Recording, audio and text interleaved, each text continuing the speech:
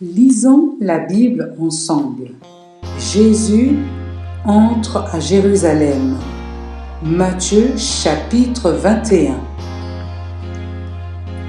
Quand ils s'approchèrent de Jérusalem, ils arrivèrent près du village de Bethphagée, sur le mont des Oliviers. Jésus envoya en avant 2 des disciples. « Allez au village qui est là-bas, devant vous, leur dit-il. Vous y trouverez tout de suite une ânesse attachée à son ânon avec elle. Détachez-les et amenez-les-moi. Si l'on vous dit quelque chose, répondez, le Seigneur en a besoin. Et aussitôt, on les laissera partir. » Cela arriva afin que se réalisent ces paroles du prophète. Dites à la population de Sion, « Regarde, ton roi vient à toi, plein de douceur, monté sur une ânesse et sur un ânon, le petit d'une ânesse. » Les disciples partirent donc et firent ce que Jésus leur avait ordonné. Ils amenèrent l'ânesse et l'ânon, posèrent leurs manteaux sur eux et Jésus s'assit dessus. Une grande foule de gens étendirent leurs manteaux sur le chemin. D'autres coupaient des branches aux arbres et les mettaient sur le chemin. Les gens qui marchaient devant Jésus et ceux qui le suivaient criaient « Gloire au Fils de David ! Que Dieu bénisse celui qui vient au nom du Seigneur! Gloire à Dieu dans les cieux !» Quand Jésus entra dans Jérusalem, toute la population se mit à s'agiter. « Qui est cet homme ?» demanda-t-on. « C'est le prophète Jésus de Nazareth en Galilée, » répondaient les gens. Jésus dans le temple, verset 12. Jésus entra dans le temple et chassa tous ceux qui vendaient ou qui achetaient à cet endroit. Il renversa les tables des changeurs d'argent et les sièges des vendeurs de pigeons. Puis il leur dit, « Dans les Écritures, Dieu déclare, « On appellera ma maison maison de prière. Mais vous, ajouta-t-il, vous en faites une caverne de voleurs. » Les aveugles et les boiteux s'approchèrent de Jésus dans le temple et il les guérit. Les chefs des prêtres et les maîtres de la loi s'indignèrent quand ils virent les actions étonnantes qu'il accomplissait. Et les enfants qui criaient dans le temple « Gloire au Fils de David !» Ils dirent alors à Jésus « Écoutes-tu ce qu'ils disent ?» « Oui, leur répondit Jésus. « N'avez-vous jamais lu ce passage de l'Écriture ? Tu as fait en sorte que même des enfants et des bébés te louent. » Puis il les quitta et sortit de la ville pour se rendre à Béthanie où il passa la nuit. Jésus maudit un figuier. Verset 18.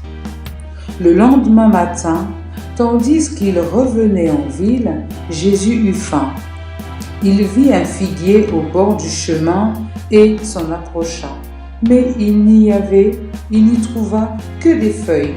Il dit alors au figuier, « Tu ne porteras plus jamais de fruits. » Aussitôt, le figuier devint tout sec. Les disciples virent cela et furent remplis d'étonnement.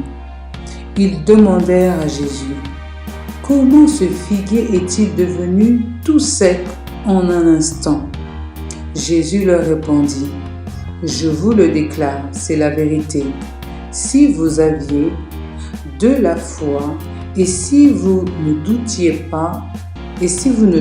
pas, non seulement vous pourrez faire ce que j'ai fait à ce figuier, Mais vous aurez même dire à cette colline, vous pourrez même dire à cette colline, ôte-toi de là et jette-toi dans la mer, et cela arrivera. Si vous croyez, vous recevrez tout ce que vous demandez dans la prière. D'où vient l'autorité de Jésus? Verset 23. Jésus entra dans le temple et se mit à enseigner. Les chefs des prêtres et les anciens du peuple juif s'approchèrent alors et lui demandèrent: de quel droit fais-tu ces choses? Qui t'a donné autorité pour cela? Jésus leur répondit: je vais vous poser à mon tour une question, une seule. Si vous me donnez une réponse, alors je vous dirai de quel droit je fais ces choses. Qui a envoyé Jean-Baptiste? Est-ce Dieu ou les hommes?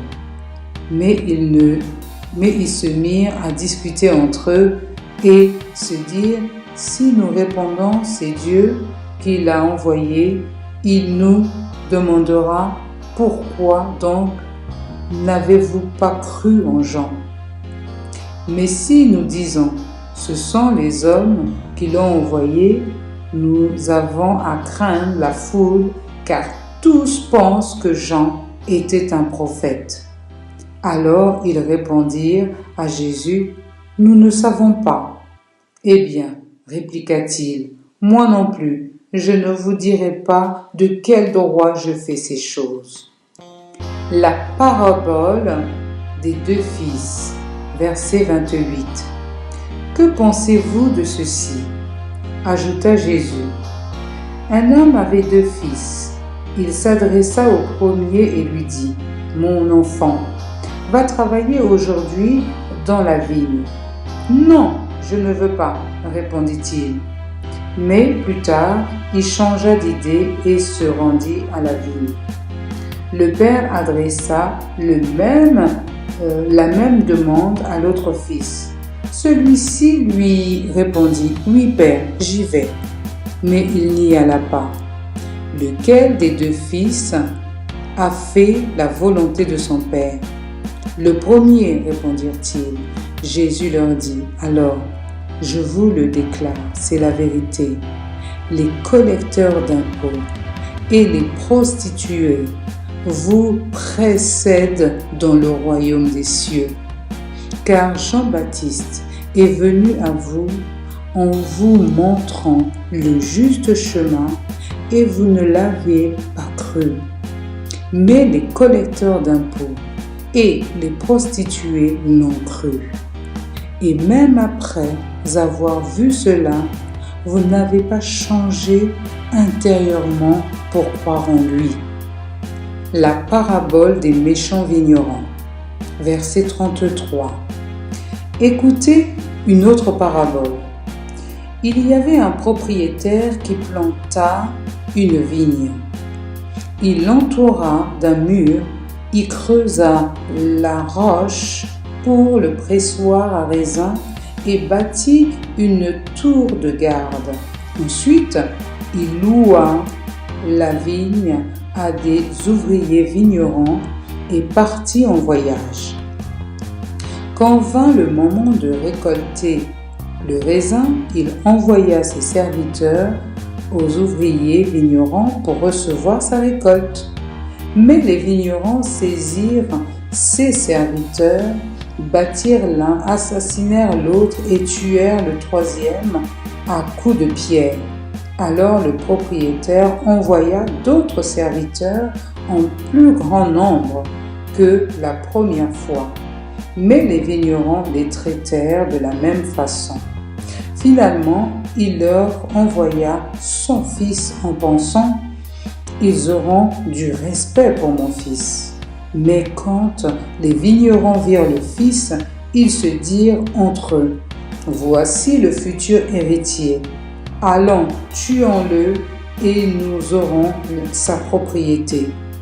Ils le saisirent donc, le jetèrent hors de la vigne et le tuèrent. Eh bien, quand le propriétaire de la vigne viendra, que fera-t-il à ces vignerons ? demanda-t-il. Ils lui répondirent : il mettra à mort sans pitié ces criminels et louera sa vigne à d'autres vignerons qui lui remettront la récolte au moment voulu. Puis Jésus leur dit : n'avez-vous jamais lu ce que déclare l'Écriture ? La pierre que les bâtisseurs avaient rejetée est devenue la pierre principale. Cela vient du Seigneur. Pour nous, c'est une merveille.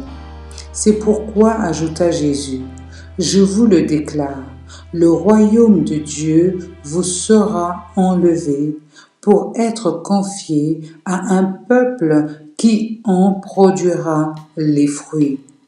Celui qui tombera sur cette pierre s'y brisera. Et si la pierre tombe sur quelqu'un, elle le réduira en poussière. Les chefs des prêtres et les pharisiens entendirent les paraboles de Jésus et comprirent qu'il parlait d'eux.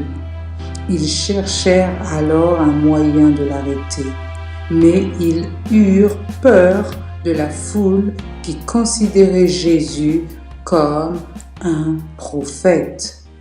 Amen.